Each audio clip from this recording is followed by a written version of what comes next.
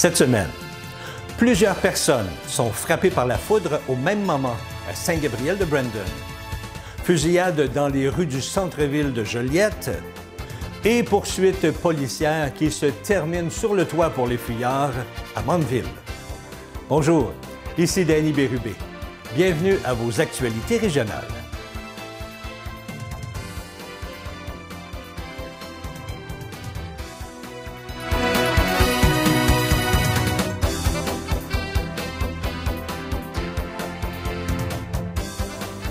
Bonjour à vous, j'espère que vous allez bien. Bienvenue à votre bulletin de la semaine du 12 août 2024. Le 3 août dernier, 10 personnes ont été frappées par la foudre sur la rue Brunel à Saint-Gabriel-de-Brandon. Alors que ces personnes étaient rassemblées sous un chapiteau, vers les 18h45, la foudre est tombée sur l'abri et a frappé les individus à différents degrés. 2 personnes ont perdu connaissance. Les victimes ont été transportées par mesure préventive au centre hospitalier de la Naudière, car un impact de foudre est toujours pris très au sérieux. Selon les informations fournies par la SQ du Québec, on ne craint pas pour leur vie. Cet incident rappelle l'importance de se protéger et de suivre les consignes de sécurité lors de conditions météorologiques extrêmes. Un incident est survenu lundi de la semaine dernière au centre-ville de Joliette, alors qu'un conducteur à bord d'un véhicule volé aurait tenté de prendre la fuite. Aux alentours de 10h20, les policiers de la Sûreté du Québec du poste de la MRC de Joliette ont été alertés par un appel du 911 concernant un véhicule volé. Le véhicule en question avait été volé à Saint-Calixte dans la nuit du 4 au 5 août. Peu de temps après l'appel, les policiers ont localisé le véhicule suspect avec 2 individus à bord sur la rue Saint-Viateur dans le centre-ville de Joliette. En tentant d'intercepter le véhicule, 2 voitures de patrouille se sont immobilisées à proximité du véhicule en question. Le conducteur du véhicule volé aurait tenté de reculer dans l'une des voitures de patrouille, puis aurait foncé vers l'avant sur un agent qui était sorti de son véhicule. Les policiers ont donc ouvert le feu, atteignant le conducteur. L'homme de 21 ans aurait été atteint à un bras. Il a été transporté à l'hôpital où son état est actuellement jugé stable. Le passager du véhicule, quant à lui, n'aurait pas été blessé. Le lendemain, Samuel Bergeron-Vachon a comparu au palais de justice de Joliette. Il fait face à 5 chefs d'accusation, soit vol de véhicule, recel d'un véhicule de plus de 5 000 $, conduite dangereuse causant des lésions corporelles, voie de fait armée sur 2 policiers, ainsi que bris de condition. C'est ce lundi 12 août qu'il devait revenir en cours.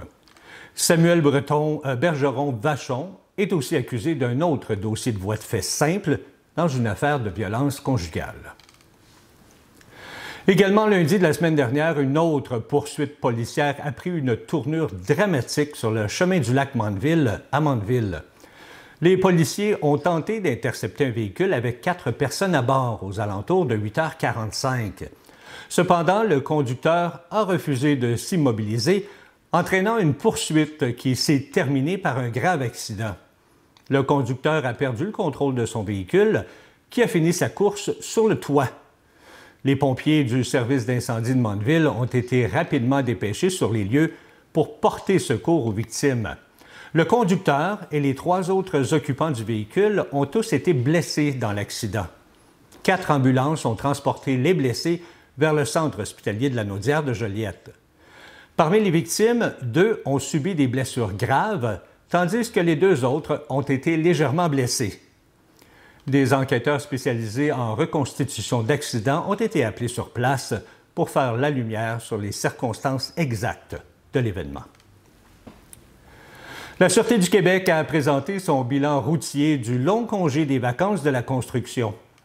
De nombreuses opérations policières se sont tenues du 19 juillet au 4 août sur l'ensemble du territoire, incluant les activités récréo-touristiques sur les plans d'eau et hors route. Les policiers ont ainsi assuré une présence accrue en cette période estivale où, entre autres, le flux de circulation se trouvait particulièrement augmenté. Malheureusement, 17 collisions mortelles sont survenues sur nos routes ainsi que sur le réseau récréo-touristique, totalisant 18 décès. L'an dernier, pour la même période, on dénombrait 19 collisions mortelles, totalisant 24 décès.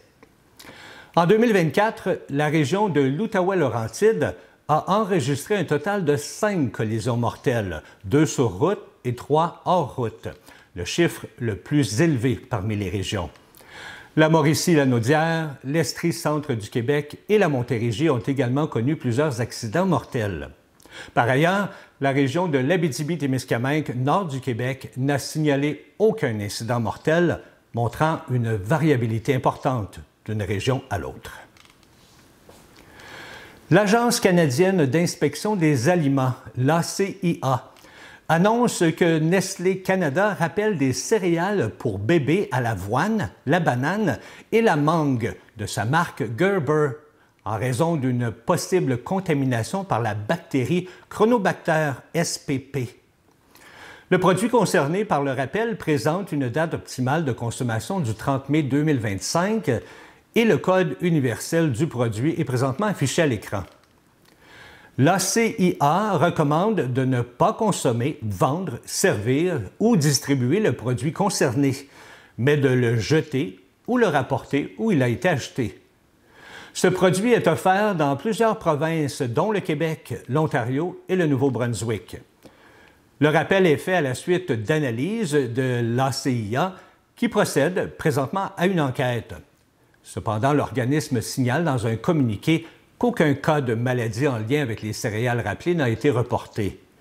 L'ACIA précise que les aliments contaminés par Chronobacter ne présentent pas nécessairement d'altération visible ni d'odeur suspecte, mais peuvent quand même rendre malade. Le Chronobacter spp peut provoquer des maladies graves, voire même mortelles pour les bébés.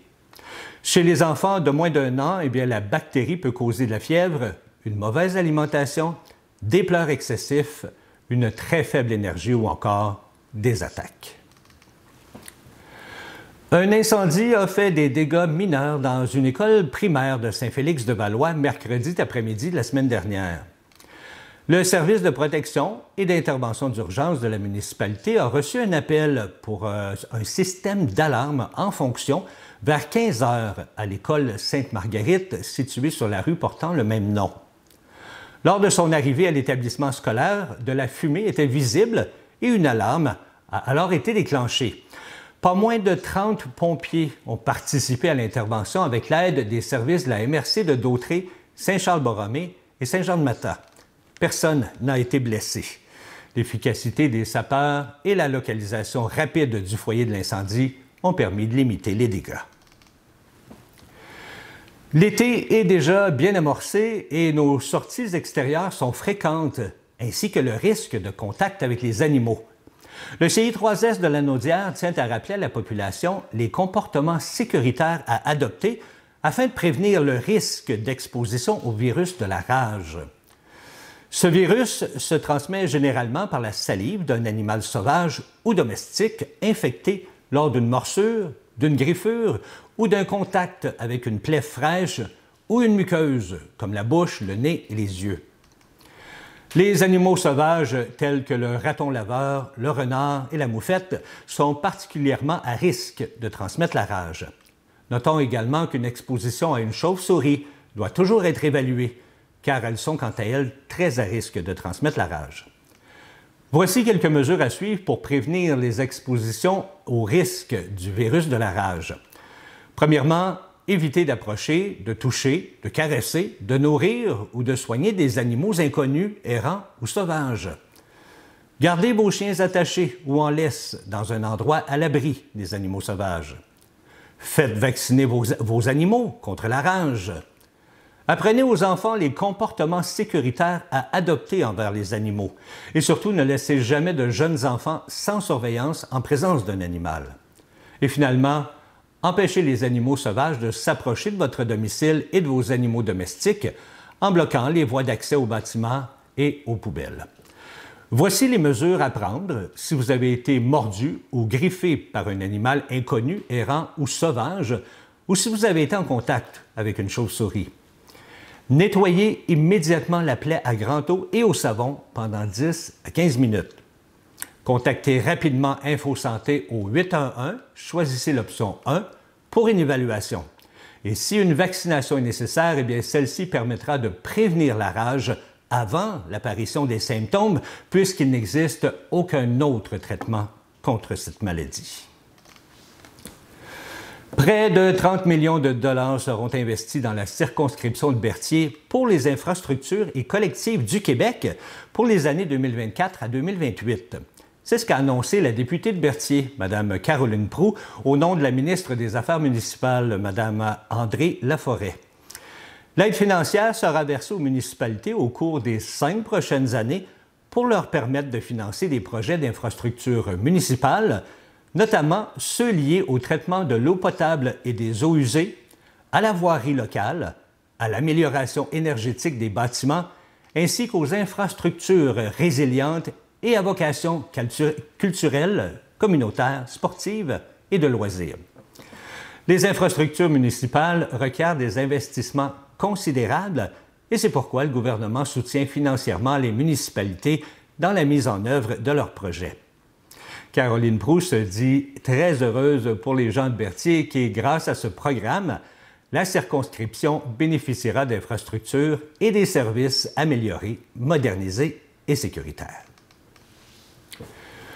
Une simple prise de sang permettrait de prendre en charge plus tôt un patient atteint d'Alzheimer, ce qui est susceptible d'améliorer sa qualité de vie. Mais pourquoi faire ce test? Parce que plus on dépiste tôt, plus on peut sauver les neurones par un traitement qui va stabiliser la maladie, selon le Dr Robert Laforce, neurologue et neuropsychologue à la Clinique interdisciplinaire de mémoire du CHU de Québec. Selon une récente étude, des biomarqueurs sanguins permettent aux spécialistes de confirmer plus tôt et avec plus de précision la maladie d'Alzheimer chez les personnes présentant des symptômes cognitifs. Toutefois, ce test sanguin n'est pas encore autorisé au Canada. Dans un courriel transmis à la presse canadienne, Santé Canada a expliqué que ce sont les fabricants qui déterminent s'ils soumettront un dispositif à chaque organisme de réglementation internationale et quand ils le feront. Santé Canada a indiqué qu'elle est ouverte à la réception et à l'examen d'une demande de licence visant à obtenir l'autorisation d'utilisation au Canada. Le Dr Laforce a espoir que l'approbation de Santé Canada sera simple, puisque les biomarqueurs dont il est question sont déjà utilisés avec d'autres techniques. Au Québec, on y a accès avec une ponction lombaire pour examiner le liquide céphalo-rachidien ou encore par une imagerie d'amyloïdes. Mais avec ce nouveau test, c'est beaucoup plus simple pour le patient. Il a juste à étendre son bras et on fait une piqûre, explique le Dr Laforce. Il n'existe pas encore de remède pour guérir complètement la maladie d'Alzheimer, mais certains traitements sont efficaces lorsque le dépistage se fait tôt. Le neurologue souligne par ailleurs que la perte de mémoire n'est pas le seul symptôme. D'autres secteurs cognitifs sont aussi touchés, comme le langage et les fonctions exécutives. Pour diagnostiquer la maladie d'Alzheimer, il est essentiel d'avoir un dépistage cognitif. À elle seule, la prise de sang ne peut pas indiquer le score de mémoire. Donc, le biomarqueur va être là pour aider le médecin dans l'élimination des autres causes et confirmer qu'il s'agit bien de la maladie d'Alzheimer. Et en parlant de cerveau, eh bien, si le vôtre aime la musique, sachez que la municipalité de Saint-Norbert vous invite à une conférence-spectacle intitulée « Le cerveau et la musique », un concert unique en son genre. C'est une exploration du cerveau humain par le biais de la perception musicale. Michel Rochon sera accompagné du saxophoniste et compositeur renommé international Yannick Rieu, qui vous feront voyager dans un univers fascinant de la recherche scientifique du cerveau musical. À travers des pièces connues et d'improvisation, vous serez invité à réfléchir, interagir et découvrir comment votre cerveau perçoit la musique. Cette conférence-spectacle aura lieu à l'espace culturel Jean-Pierre Ferland à Saint-Norbert le 15 septembre à 14h30 et c'est complètement gratuit. Cet événement est rendu possible grâce au soutien du programme de développement d'initiatives culturelles de la MRC de Dautré en partenariat avec le ministère de la Culture et des Communications du Québec. Après avoir visité plusieurs villes du Québec, eh bien, Bryan Adams était grandement attendu à Joliette le 7 août dernier pour son spectacle prévu à l'amphithéâtre Fernand-Lindsay. À 9 h le matin, c'est 2 semi-remorques de 53 pieds transportant l'équipement du chanteur rock qui sont arrivés à Joliette en provenance du lac Saint-Jean. Et déjà à 14 h, eh bien, des fans faisaient la ligne devant l'amphithéâtre afin d'être sûrs d'avoir les meilleures places pour voir leur idole. Plus de 8000 spectateurs ont assisté au spectacle. Et selon une résidente du quartier Basse de Rock, la dernière fois où elle avait vu une telle foule était lors du spectacle de Bob Dylan à l'amphithéâtre le 31 juillet 1989. C'est vers les 21 h que Bryan Adams est monté sur scène pour 2 heures de pur rock. Et si le chanteur canadien âgé de 64 ans a interprété quelques-unes de ses récentes chansons, eh bien, il a surtout enchaîné ses plus grands succès que tous souhaitaient entendre, soit Everything I Do ou encore Summer of '69. Il a même salué la foule dans un français impeccable et souhaitait même la bienvenue au Québec à ses fans qui provenaient d'ailleurs au Canada.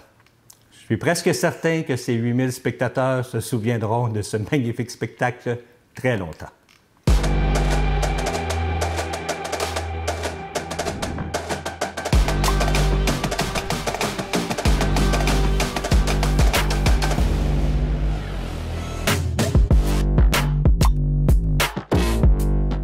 Pour les amateurs de hockey, le hockey de la LHJMQ, la Ligue majeure junior Maritime Québec, sera de retour à Saint-Gabriel le 23 août prochain dans le cadre d'un match préparatoire.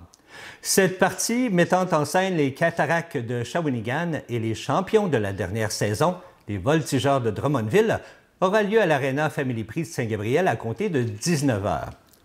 Rappelons qu'une confrontation entre les Remparts de Québec et les Voltigeurs avait aussi lieu à Saint-Gabriel en août 2023. Voilà, c'est ce qui complète vos actualités régionales. Si vous avez été témoin d'une nouvelle, alors faites-nous le savoir en nous écrivant ici à CTB-TV. Cette semaine, ne manquez pas l'émission Chacun son refrain. Notre invité est Mr. Bird. C'était Danny Bérubé pour vos actualités régionales. Je vous souhaite une agréable fin de journée.